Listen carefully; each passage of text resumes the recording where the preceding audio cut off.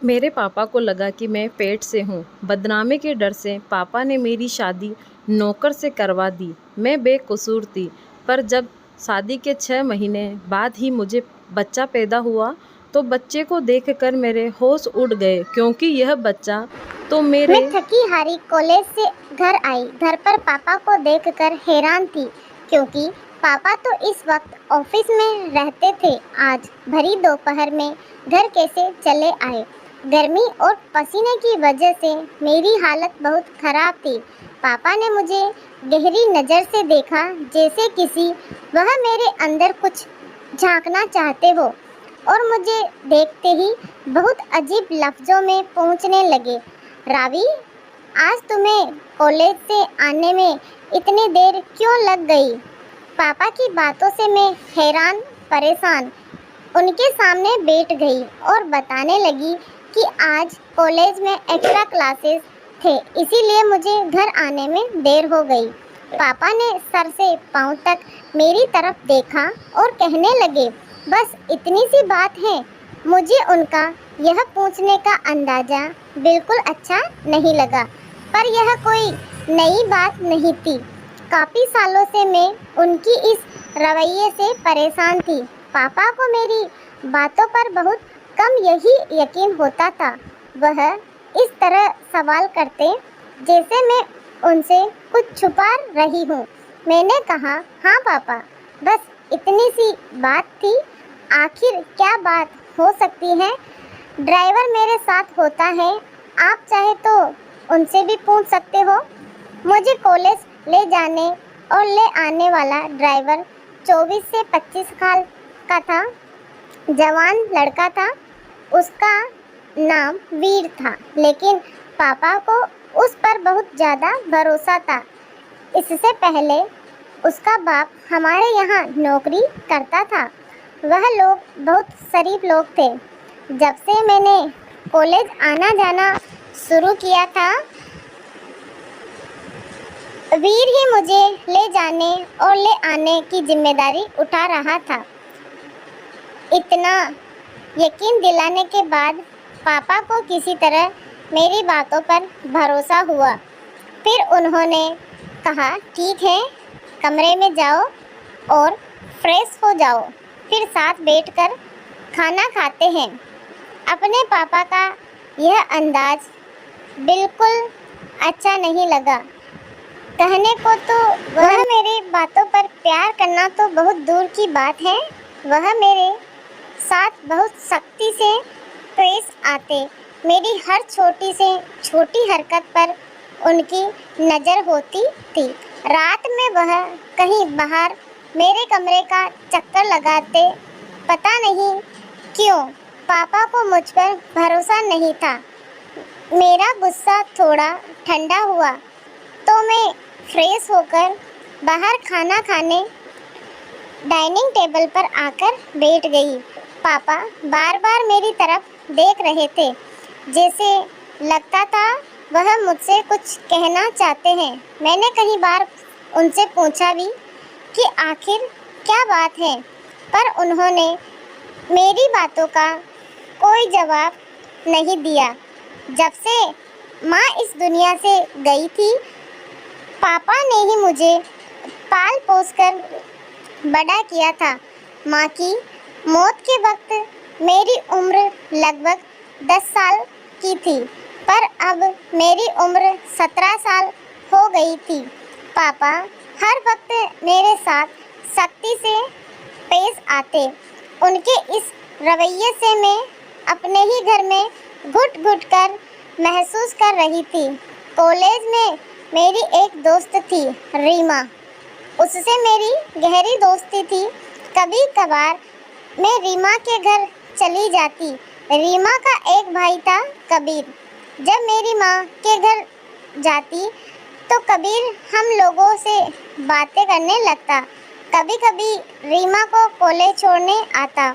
कबीर की बातों से लगता कि वह मुझे पसंद करता है। वह एक अच्छा लड़का था, लेकिन पापा के खौफ से मैं कोशिश करती उससे दूर ही रहो। लेकिन एक दिन मेरी बदकिस्मती थी। कि क्या थी मुझे नहीं पता।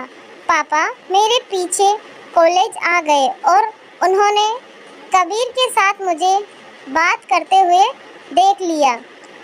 पापा मेरे कॉलेज क्यों आए थे यह तो मुझे नहीं पता, पर उस दिन मेरी ज़िंदगी में कयामत आ गई।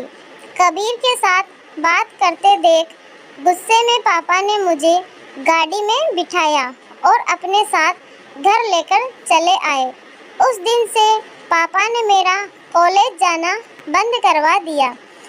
उन्हें शक था कि कबीर के साथ मेरा रिश्ता है। मैंने पापा को लाख समझाने की कोशिश की, पर पापा ने मेरी एक न सुनी और गुस्से में मुझसे कहने लगे, मैं अपनी इज्जत को दांव पर लगने नहीं देख सकता। तुमने मेरे भरोसे को तोड़ा है। तुम्हारी माँ के गुजरने के बाद मैंने हर दिन तुम्हारी फिक्र में गुजारा है। इतनी पाबंदियों के बाद तुमने आज मेरे मुंह पर कालिफ लगा दी। पापा की इस बात ने मुझे अंदर से झकझोर कर रख दिया। मेरा रोना धोना कुछ काम नहीं आया और बिना किसी गुनाह के मेरी पढ़ाई बीच में ही अधूरी रह गई, जबकि कबीर के साथ मेरा ऐसा कोई रिश्ता नहीं था कि पापा के सामने मुझे शर्मिंदा होना पड़ता या पापा की इज्जत पर कोई आँच आती। मैं घर में बंद होकर रह गई थी और हर वक्त खामोशी से अपने कमरे में पड़ी रहती। हमारे घर में पैसे रुपये की कोई कमी नहीं थी, पर एक आज़ादी थी जिसके लिए मैं तरस रही थी। मेरे पापा को ही जब मेरे ऊपर भरोसा नहीं था तो मैं गैरों से क्या उम्मीद रखती। एक दिन मेरे पापा के दोस्त राम अंकल, जो कि मेरे पापा के बिजनेस पार्टनर भी थे, हमारे घर आए। वह आते ही मेरी पढ़ाई के बारे में मुझसे पूछने लगे। मैंने रोते हुए उन्हें सारी बात बता दी। वह पापा के पुराने दोस्त थे और अक्सर ही हमारे घर आना जाना करते थे, इसीलिए मुझे उनसे कोई झिझक नहीं थी। मैं अपने दिल की हर बात उनसे आसानी से बता दिया करती। राम अंकल को जब भी मेरी पढ़ाई के बारे में पता चला तो उन्होंने समझाते हुए मुझसे कहा, तुम फिक्र मत करो, तुम्हारे पापा से बात करके मैं तुम्हारी पढ़ाई फिर से चालू करवा दूंगा। राम अंकल की बात सुनकर मुझे थोड़ा तसल्ली हुई, क्योंकि पापा राम अंकल की हर बात मानते थे। राम अंकल किसी दिन पापा से यह बात कहते, इससे पहले ही मेरी ज़िंदगी में एक और नया मोड़ लिया। एक दिन रात के वक्त मैं गहरी नींद में सोई हुई थी कि पापा अचानक मेरे कमरे में आए तो मेरे मोबाइल की घंटी बज रही थी। तो फ़ोन उठाया तो फ़ोन पर कबीर था। उसने मुझसे यह पूछताछ के लिए फ़ोन किया था कि उसे पता चला कि उसकी वजह से मेरी पढ़ाई बंद करवा दी गई है। यह बात मेरी सहेली रीमा ने उसे अभी अभी पता चली तो उसे बुरा लगा और उसने तुरंत फ़ोन कर दिया, लेकिन पापा ने उस फ़ोन का भी गलत मतलब निकाल लिया। उन्हें लगा था कि मेरा कबीर के साथ वाकई में कोई गहरा रिश्ता है। उस रात से पापा ने मेरा मोबाइल फ़ोन छीन लिया और मुझसे कमरे से बाहर निकलने तक मना कर दिया। यह सब होते के बाद मैं सारा वक्त कमरे में बंद रहती। कभी कभार राम अंकल आते तो मुझसे मेरे कमरे में मिलने चले आते। वह मुझे समझाते हुए कहते, बस कुछ दिन इंतज़ार कर लो, मैं तुम्हारे पापा को तुम्हारी पढ़ाई के लिए मना लूँगा। अभी इन सब बातों को 2 दिन भी नहीं हुए थे कि एक दिन पापा मेरे कमरे में आए और मुझसे कहने लगे, आज के बाद तुम मेरे कमरे में सोया करोगी। मैं जवान लड़की थी और मेरे लिए पापा के साथ सोना बहुत शर्म की बात थी। मैंने पापा से कहा, मैं अपने कमरे में ठीक हूँ। मेरी बात सुनकर पापा ने गुस्से में कहा, क्यों? रात के वक्त कमरे में तुमसे मिलने कौन आता है। पापा की इस तरह की बातें सुनकर मेरी आंखों में आंसू आ गए और मैंने रोते हुए उनसे कहा, एक बार तो अपनी बेटी पर यकीन करें। पापा ने कहा, जितना भरोसा करना था मैंने कर लिया, पर आज के बाद तुम मेरे कमरे में ही सोया करोगी। उस दिन के बाद से पापा ने अपने कमरे में मुझे सुलाना शुरू कर दिया। पापा के कमरे में सोते समय मैं सारी रात जागने में गुजार देती, क्योंकि पापा के कमरे में सोना मुझे अच्छा नहीं लगता था। सारी रात जागने की वजह से जब मैं अपने कमरे में जाती तो पूरा दिन सोते हुए गुजारती। इन सब बातों को 3 महीने गुजर चुके थे कि अचानक मेरी तबीयत खराब होने लगी। ऐसा लगता था कि मेरा सर भारी हो रहा है और मुझे चक्कर आ रहे हैं। पापा ने जैसे ही मेरी बिगड़ी हुई तबीयत को देखा तो उन्हें यकीन हो गया कि मैं प्रेग्नेंट हूँ। मेरी यह हालत देखकर पापा ने गुस्से में मुझसे कहा, देखा, तुम्हारे गलत काम का नतीजा हमारे सामने आ गया। जिस बात का हमें डर था वही हुआ।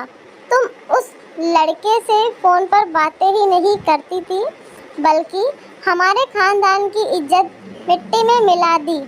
अब हम कहीं मुंह दिखाने के काबिल नहीं बचे। पापा की यह बातें सुनकर मेरे सर पर आसमान गिर गया। पापा बदनामी के डर से ना तो मुझे अस्पताल ले जाना चाहते थे और ना ही मेरी किसी भी बातों पर यकीन कर रहे थे। यह सब होने के बाद पापा ने तुरंत फ़ोन कर राम अंकल को घर बुला लिया और उन्हें भी यह खबर इस तरह सुनाई कि मैं शर्म के मारे ज़मीन में धंस गई। राम अंकल भी यह खबर सुनकर परेशान हो गए और उन्होंने मेरी तरफ देखते हुए कहा, तापसी, पहले मुझे लगता था कि तुम्हारे बाप को गलतफहमी है, पर तुमने तो उनकी इज्जत मिट्टी में मिलाकर रख दी। एक बार भी अपने बाप के बारे में नहीं सोचा। राम अंकल ने मेरे पापा को मशवरा दिया कि अगर तुम्हें लगता है कि तुम्हारी बेटी ने वाकई में गलत काम किया है तो तुम रातों रात इसकी शादी करवा दो, ताकि इस बच्चे को पिता का नाम मिल जाए और यह बात ढकी छुपी रह जाए और तुम बदनामी से बच जाओगे। मुझे राम अंकल से इस तरह की उम्मीद नहीं थी। मुझे लगता था कि शायद वह मेरी बातों को समझेंगे। पापा और राम अंकल अभी यह सब बातें कर ही रहे थे कि तभी वीर उन दोनों के लिए चाय बनाकर ले आया। वीर को सामने देखते ही पापा ने अचानक उससे पूछ लिया कि क्या तुम तापसी से शादी करोगे। पापा की बात सुनकर मैं सदमे में आ गई कि पापा कैसे मेरी शादी एक नौकर से करवा सकते थे, जबकि मैंने कोई गुनाह भी नहीं किया था और ना ही मैं प्रेग्नेंट थी। वीर ने मेरी तरफ देखकर हकलाते हुए बोला, साहब, आप यह कैसी बातें कर रहे हैं। मैं तापसी मैम साहब, उससे शादी कैसे कर सकता हूँ। पापा ने वीर को समझाते हुए कहा कि अगर वह मुझसे शादी करेगा तो उसकी पूरी ज़िंदगी बदल देंगे, बल्कि उसके माँ बाप की सारी ज़रूरतें भी पूरी करवा देंगे। पापा के इतना समझाने के बाद वीर मुझसे शादी करने को तैयार हो गया और अगले 1-2 दिनों में ही शादी वीर से करवा दी गई। मैं चाहकर भी इस शादी को मना नहीं कर पाई और ना चाहते हुए भी वीर से शादी कर ली। पापा ने वीर को गिफ्ट में एक फ्लैट दिया। शादी होने के बाद वीर मुझे उसी फ्लैट में लेकर आया। वीर को मैंने अपनी पत्नी होने का हक नहीं दिया था। हम और वीर अलग अलग कमरों में रहते थे। मैं उससे ज़रूरत की बातें करती थी और अपने कमरे में बंद हो जाती। वीर को मुझसे कोई शिकायत नहीं थी। वह हर वक्त मुझे खुश रखने की कोशिश में लगा रहता। हमारी शादी को 2 महीने गुजरे। धीरे धीरे करके मेरी तबीयत खराब होने लगी और मेरा पेट बताने लगा कि मैं पेट से हूँ। लेकिन मुझे अभी तक यकीन नहीं था कि मैं प्रेग्नेंट हूँ, क्योंकि मेरी नज़र में तो मैंने कुछ गलत काम किया ही नहीं था, तो मैं प्रेग्नेंट कैसे हो जाऊंगी। लेकिन जब डॉक्टर को दिखाया गया तो पता चला कि मैं 5 महीने से प्रेग्नेंट हूँ। यह सब देखकर मैं सन्न रह गई, क्योंकि जब मैंने कुछ किया ही नहीं था तो आखिर यह बच्चा मेरे पेट में कैसे आया। घर आने के बाद वीर अब पहले से ज़्यादा मेरा ख्याल रखने लगा। वीर मुझे हर वक्त खुश रखने की कोशिश करता। उसका इस तरह प्यार देखकर शायद धीरे धीरे मुझे भी उससे प्यार हो गया था, क्योंकि पहली बार मैंने अपनी ज़िंदगी में ऐसे शख्स को देखा जो मेरी हर बात मानता और बिना किसी स्वार्थ के मेरे आगे पीछे लगा रहता। वीर ने कभी भी मेरे पेट में पल रहे बच्चे के बारे में मुझसे कोई सवाल नहीं किया था। वह बहुत ही निस्वार्थ और नेक दिल इंसान था। जब से मुझे पता चला कि मैं 5 महीने से पेट से हूँ, तब से मेरे दिल में कहीं ना कहीं यह बात थी कि मेरे साथ जो कुछ भी हुआ है यह सब मेरे पापा ने ही किया है, क्योंकि जब से यह बच्चा मेरे पेट में आया था, शादी से पहले के वह 3 महीने हर रात में अपने पापा के कमरे में गुजारी थी। मेरे दिन कुछ इसी सोच विचार के साथ गुजर रहे थे कि कुछ दिन बाद मेरा 9वां महीना पूरा हुआ और मेरे पेट में दर्द होने लगा। मुझे जल्दी से हॉस्पिटल ले जाया गया। हॉस्पिटल जाने के बाद पता चला कि डिलीवरी का वक्त आ गया है। कुछ वक्त के इंतज़ार के बाद मैंने एक बेटे को जन्म दिया। डॉक्टर ने बच्चा दिखाने की कोशिश की तो मैंने मुंह फेर लिया। मैं उस बच्चे को देखना भी नहीं चाहती थी, जिसकी वजह से मेरी पूरी ज़िंदगी बर्बाद हो गई थी। वीर ने जब देखा कि मैं उस बच्चे से नफरत करती हूँ तो उसने उस बच्चे को प्यार से गोद में ले लिया और वही उस बच्चे का ख्याल रखने लगा। हॉस्पिटल से छुट्टी के बाद हम घर आ गए। वीर दिलो जान से मेरी और मेरे बच्चे को ख्याल रख रहा था। उसका यह अंदाज़ा देखकर मैंने बड़ी हैरत से पूछा, वीर कैसे तुम एक नाजायज बच्चे को इतने प्यार से अपना सकते हो, जबकि तुम इस बात से पूरी तरह वाकिफ़ हो कि यह बच्चा तुम्हारा नहीं है। मेरी बात सुनकर फिर वीर कुछ देर के लिए खामोश हो गया और फिर कहने लगा, तापसी मैं आपसे बहुत प्यार करता हूँ। आपसे जुड़ी हर चीज़ मुझे बहुत प्यारी है। यह बच्चा आपने पैदा किया है, इससे मुझे उतना ही प्यार है जितना कि आपसे। उसके मुंह से अपने प्यार का इस तरह इजहार सुनकर मैं दंग रह गई। बच्चे को पैदा हुए महीना होने वाला था, लेकिन अब तक मैंने बच्चे को गोद में नहीं उठाया था। वीर ही बच्चे का दिन रात ख्याल रखता। मैं अपने कमरे में बंद होकर अपने बदनसीबी पर आंसू बहाती रहती। मैं उस बच्चे को हरगिज़ अपनाना नहीं चाहती थी। एक दिन मैं अपने कमरे में बैठी हुई रो रही थी कि वीर मेरे पास आया और मुझसे कहने लगा, तापसी जी मुझे आपका यह दुख देखा नहीं जा रहा। आपको जानना है कि यह बच्चा किसका है। उसके मुंह से यह बात सुनकर मैं हैरत भरे अंदाज में कहा, हाँ मुझे जानना है, मुझे जल्दी बताओ वीर। मैं आपको सब कुछ बताऊंगा, पर इसके लिए आपको मुझसे एक वादा करना होगा। मैंने कहा, क्या यही कि यह सच्चाई जानने के बाद आप इस बात को अपने दिल में दफन कर लेंगी और किसी को नहीं बताएंगे, क्योंकि यह बात किसी को पता चली कि बच्चा किसका है तो हमारे बच्चे के भविष्य पर बहुत बुरा असर पड़ेगा। और इसमें इस मासूम का क्या कसूर। मुझे किसी भी हालत में सच्चाई जाननी थी, इसीलिए मैंने वीर से वादा किया। ठीक है, जैसा तुम कहते हो मैं वैसा ही करूँगी। पर वीर के मुँह से सच्चाई जानने के बाद मेरे पैरों तले से ज़मीन खिसक गई, क्योंकि इस बच्चे का बाप वही इंसान था जिस पर मैं खुद से भी ज़्यादा भरोसा करती थी।